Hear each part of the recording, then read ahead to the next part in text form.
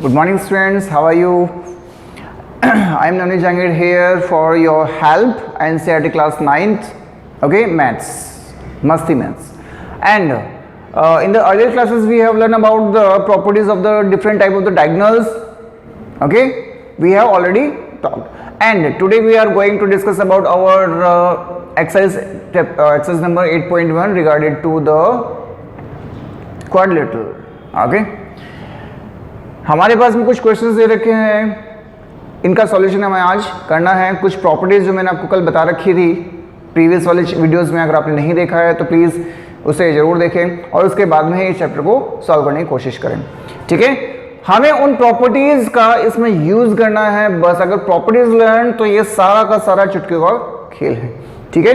तो स्टार्ट करते हैं हमारा आज का topic quadrilateral arrow exercise number 8.1 पे।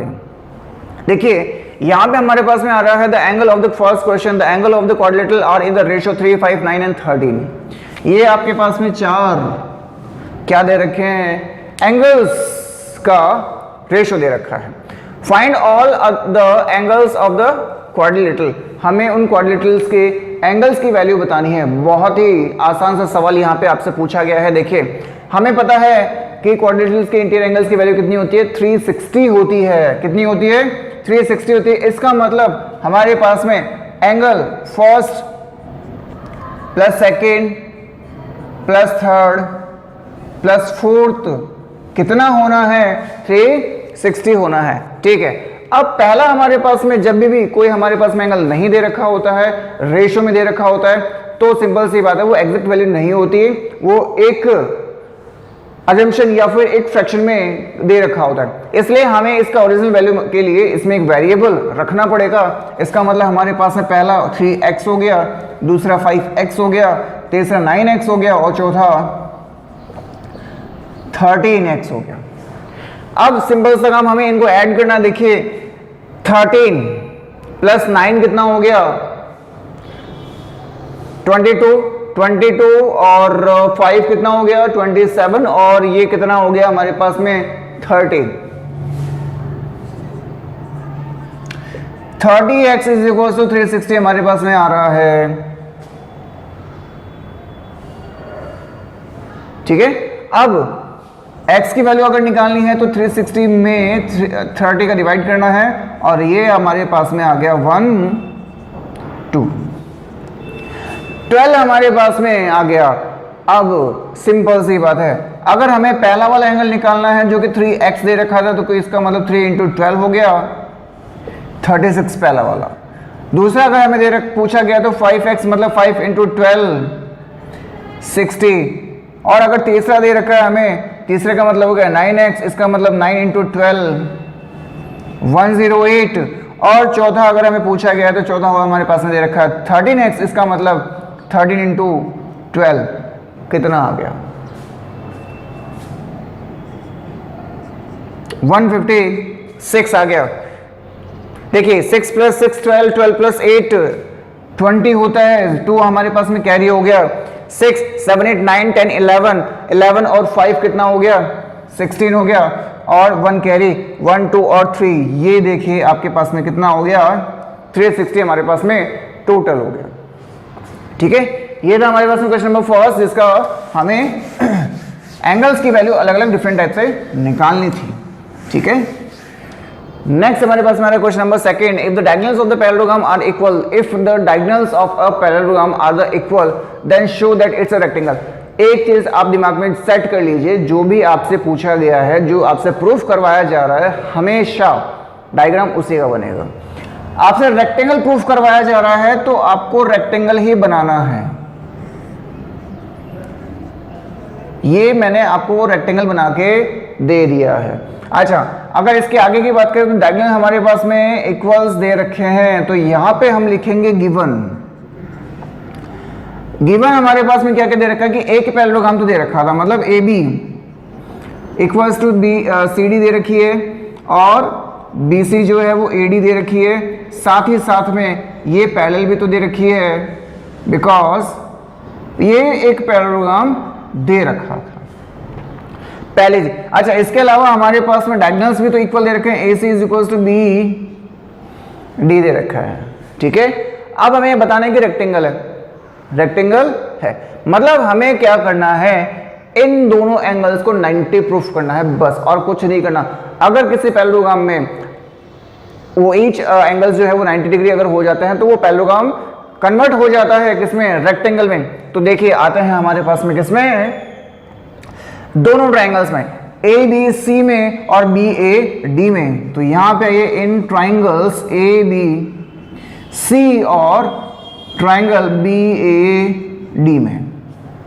चैप्टर नंबर 7 में हमने कॉन्ग्रुएंसी पढ़ी थी, 3 पार्ट आपको निकालने हैं, आपका क्वेश्चन सॉल्व हो जाएगा। इसमें भी सेम चीज है, देखिए सबसे पहले हमारे पास में इसमें ए बी आता है तो इसमें भी ए बी आएगा, क्यों, क्योंकि वो कॉमन बेस है, कॉमन बेस है, इसमें भी ए बी आ रहा है, इसमें भी ए बी आ रहा है। अच्छा इसकी बात करें ए बी सी में, तो इसमें बी सी किसके बराबर दे रखी थी, देखिए ए डी के बराबर दे रखी थी, क्यों, इक्वल दे रखी है भाई साहब, इक्वल दे रखी है। अच्छा इसकी ए सी और इसकी बी डी, इसका AC और इसका BD हमारे पास में क्या दे रखा है, इक्विवेलेंट दे रखा है। इसका मतलब ये क्या हो गया, कॉन्ग्रुएंट हो गया, और कॉन्ग्रुएंट हो गया तो इसका मतलब हमारे पास में इसका एंगल इसका एंगल B हमारे पास में और इसका एंगल A हमारे पास में कितना हो जाएगा, बराबर बराबर हो जाएगा।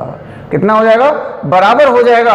अब पैरेललोग्राम में क्या होता है, इंटीरियर एंगल्स जो है वो 180 बनता है, ये मैंने आपको बताया था। अब यहां पे आइए, angle A plus angle B हमारे पास में कितना बनना चाहिए, 180 बनना चाहिए, as per the property of intersecting line. अब A और B तो बराबर है तो यहां पे A लिख दिया, यहां पे भी A लिख दिया, यहां पे 180 हो गया, यहां पे ट्वाइस ऑफ एंगल A हो गया, कितना हो गया, 180 हो गया। तो एंगल A की वैल्यू कितनी आ गई, 90 आ गई, और एंगल B भी कितना आ गया, 90 आ गया। सेम चीज अप्लाई हो रही है कि पैरेललोग्राम के अपोजिट एंगल्स बराबर होते हैं, इसका मतलब A अगर बराबर है 90 तो इससे भी कितना होगा, 90 होगा। B और D भी अलग अलग कितने होंगे, 90 और 90 के होंगे। इसका मतलब पैरेललोग्राम में ईच एंगल 90 हो गया, तो ये हमारे पास में कौन हो गया, रेक्टेंगल हो गया, हैंस प्रूव। ठीक है, ये था हमारे पास में क्वेश्चन नंबर 2। मैंने कहा था प्रॉपर्टी का सारा खेल है, अगर प्रॉपर्टी हमारे पास में लर्न है तो सारा काम आसान है। बात करते हैं क्वेश्चन नंबर 3 पे। Show that if a diagonal of a quadrilateral bisect each other at an right angle then it is a rhombus. Proof करना है तो डायग्राम किसका बनेगा, रोम्बस का ही बनेगा। ये हमने एक रोम्बस बना दिया। अब रोम्बस की प्रॉपर्टी क्या होती है, आपको पता है, all four sides are equal, diagonals intersect bisect at 90 degree. Show that if दे रखा है the diagonals of the quadrilateral bisect each other, ये हमारे पास में दे रखे हैं 90 पर दे रखा है। तो यहां पे लिखते हैं सबसे पहले हम गिवन हमारे पास में दे रखा है, देखिए AO is equal to CO दे रखा है, BO is equal to DO दे रखा है, angle O is equal to 90 दे रखा है। ये दे रखा है, हमें प्रूफ करना है ये क्या है, एक रोम्बस है। रोम्बस में हमें सिर्फ चारों साइड्स बराबर करनी है। क्या करनी है, एक क्वाड्रिलेटरल में चारों साइड्स बराबर करनी है, अपोजिट साइड्स जो है वो पैरेलल करनी है। आइए देखिए इधर, तो सबसे पहले हम क्या करेंगे, दो ट्राइंगल्स लेते हैं, कोई भी दो ट्राइंगल्स आप ले लो, कोई भी दो ट्राइंगल आप ले ली। यहां पे मैंने ले लिया इन ट्राइंगल्स AB या OAB ले लीजिए आप, इन ट्राइंगल्स OAB एंड OCB। पहला ट्रायंगल ये लिया है, दूसरा ट्रायंगल ये लिया है मैंने, ठीक है। अच्छा, अब आगे की बात देखें। अब यहां पे हमारे पास में दे रखा है कि OA जो है वो किसके बराबर है, OC के बराबर है, इक्विवेलेंट दे रखा था, ये रहा। उसके बाद में हमारे पास में यहां पे आ गया एंगल O जो है वो इसके भी एंगल O के बराबर है, कितना है, 90 डिग्री दे रखा है। अब इसमें OB आ रहा है और इसमें भी OB आ रहा है, जो कि क्या है, कॉमन है। एस से क्या हो गया, कॉन्ग्रुएंट हो गया। इसका मतलब दोनों साइड्स कैसी होंगी, बराबर हो गई। AB किसके बराबर हो गई, BC के बराबर हो गई। ऐसे हम क्या कर सकते हैं, as well as in triangles this one BOC और COD, BOC एंड COD में कर सकते हैं, एंड मतलब दूसरा वाला पार्ट COD और AOD में भी कर सकते हैं। चारों साइड्स हमारे पास में क्या हो गई, बराबर हो गई, all four sides are equal. मतलब हमारे पास में AB किसके बराबर आई थी, देखिए अभी अभी हमारे पास में BC के बराबर आई थी। अगर इन दोनों को कॉन्ग्रुएंट कर दिया जाए तो BC किसके बराबर में आएगी, CD के बराबर में आएगी। और अगर इन दोनों को कॉन्ग्रुएंट कर दिया जाए तो ये किसके बराबर आएगी, AD के बराबर आएगी। आपको ये चीज बार बार नहीं करनी, आपने एक शो कर दिया, उसके बाद में as well as in triangle बस लिख दो और आपके पास में ये आते जाएंगे। All four sides are equal, all four sides are equal, इसका मतलब रोम्बस हो गया।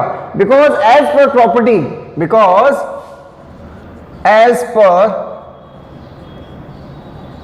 Property of rhombus all four sides are equal, all four sides are equal and diagonals bisect each other at right angle, it means it is a rhombus। ये था आपका question number 3, ठीक है। Next question number 4 की तरफ हम आते हैं। Show that the diagonals of the square are equal, show करना है, स्क्वायर के हमें शो करना है। तो सबसे पहले हमारा काम है स्क्वायर बनाना। ये हमने स्क्वायर बना दिया, क्या बना दिया, स्क्वायर बना दिया। स्क्वायर की प्रॉपर्टी सारी साइड्स बराबर होती है, अपोजिट पैरेलल होती हैं।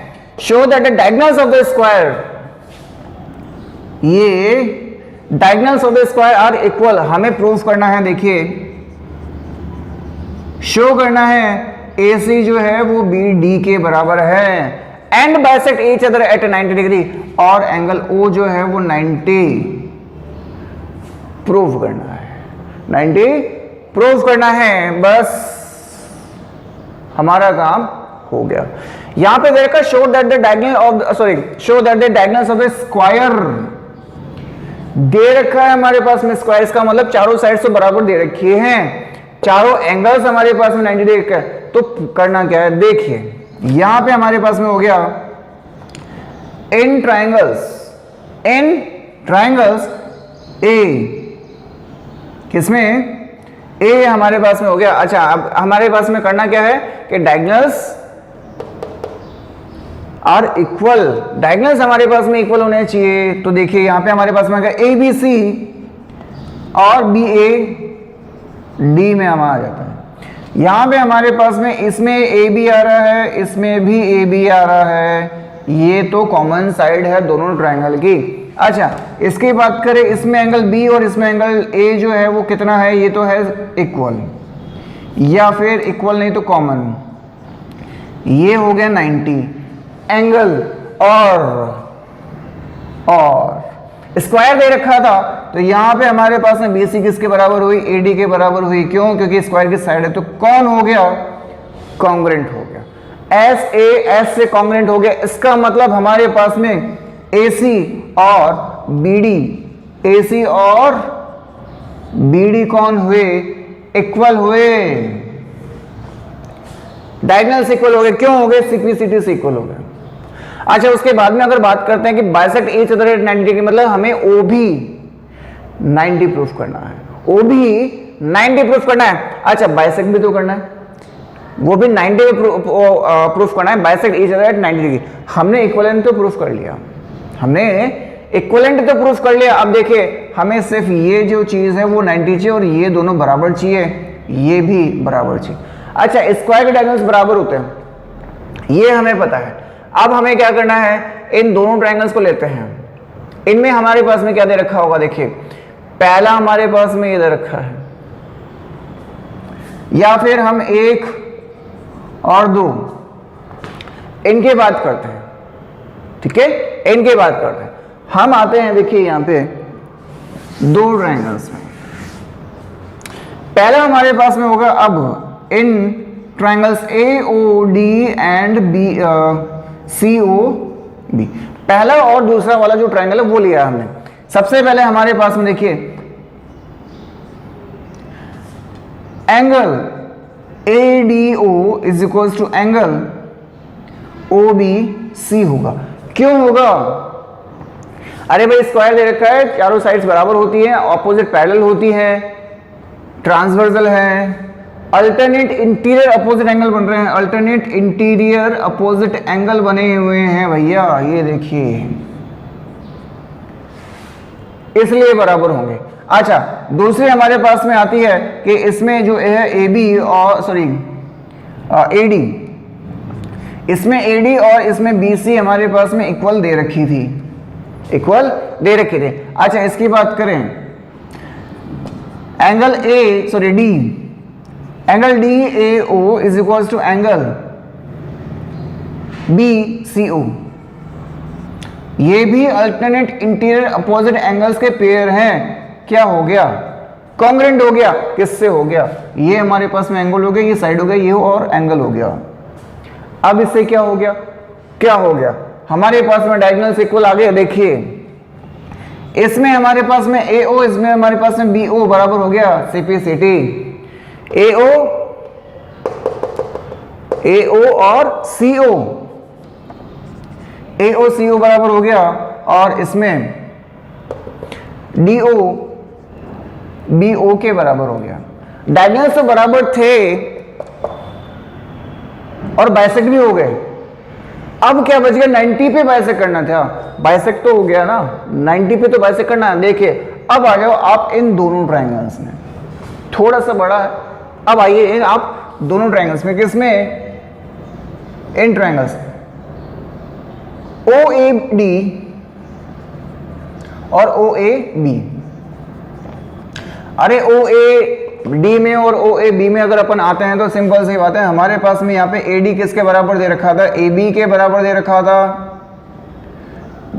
था। अच्छा, उसके बाद में हमारे पास में क्या दे रखा है? देखो ये ये चीज और ये चीज, ठीक है भाई, ये दोनों बराबर हैं। और इसमें हमारे पास में कौन हो गया? DO हो गया और BO हो गया, ये रहा साहब। और AO तो हमारे पास में कॉमन हो गया, ये साइड क्या हो गया? कॉन्ग्रुएंट हो गया। अरे कॉन्ग्रुएंट हो गया तो हमारे पास में ये जो दोनों एंगल्स हैं बराबर होंगे। कौन कौन से होंगे? देखिए angle AOD is equal to angle AOB बराबर होगा, दोनों एंगल्स बराबर। बस हो गया क्वेश्चन। अरे लीनियर पेयर है ये, AOD और AOB जो है वो लीनियर पेयर है। 180 बनेगा, 180 बनेगा, दोनों बराबर हैं AOD और AOD कर दिया तो ये 180 बनना था। ये ट्वाइस ऑफ एंगल AOD बन गया तो ये 180 हो गया। और ये क्रॉस होते हमारे पास में AOD कितना हो गया? 90 हो गया, जिसे हम एंगल OB कह सकते हैं, जिसे हम एंगल OB कह सकते हैं। इसका मतलब हमारे पास में स्क्वायर के डायगोनल्स इक्वल भी हो गए थे पहले, अब बाइसेक्ट भी हो चुके हैं और 90 पे हो चुके हैं। ठीक है, ये था आपका question number 4। Next question number 5 की बात करते हैं। क्वेश्चन नंबर 5 में क्या दे रखा है? देखिए 5 में हमारे पास में दे रखा है, show that if the diagonals of the quadrilateral are equal and bisect each other at 90 degree then it is a square। सिर्फ ये कन्वर्स है, किसका? 4th का कन्वर्स है, जो हमने अभी किया था उसका रिवर्स घुमाना है और आंसर आ जाएगा। ये क्वेश्चन आप लोगों के लिए है, ये क्वेश्चन आप लोगों के लिए है। ठीक है, अपन बात करते हैं क्वेश्चन नंबर 6 पे। आ जाओ क्वेश्चन नंबर 6 पे। फिगर आपके पास में दे रखा है, diagonal AC of a parallelogram भी दे रखा है। अगर ये पैरेललोग्राम दे रखा है इसका मतलब दोनों के दोनों साइड्स बराबर होंगी और पैरेलल भी होंगी, ये आप दिमाग में रखना।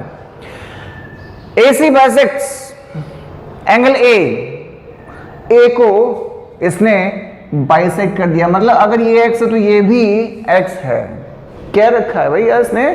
क्या रखा है? अच्छा, शो करना है at bisect angle C also, कि C को भी बाइसेक्ट करेगा, C को भी बाइसेक्ट करेगा। कैसे करेगा? देखिए इन ट्रायंगल्स, अरे ए सी डी या ए सी डी, ए सी डी में और ए सी बी में आ जाओ आप, ए सी बी में आ गया हम। अच्छा उसमें हमारे पास में क्या क्या दे रखी है, देखो क्या क्या दे रखी है। सिंपल सी बात, अगर आप ऐसे नहीं करना चाहते हो तो छोटा तरीका बताता हूं, देखिए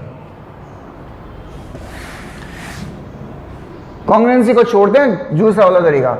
हमारे पास में गिवन क्या था, ए बी सी डी एक पैरेललोग्राम दे रखा है। अगर ये पैरेललोग्राम है, इसका मतलब जो एडी है वो बीसी के इक्विवेलेंट है और एडी जो है वो बीसी के पैरेलल भी है, और एसी कौन हो गई, ट्रांसवर्सल हो गई।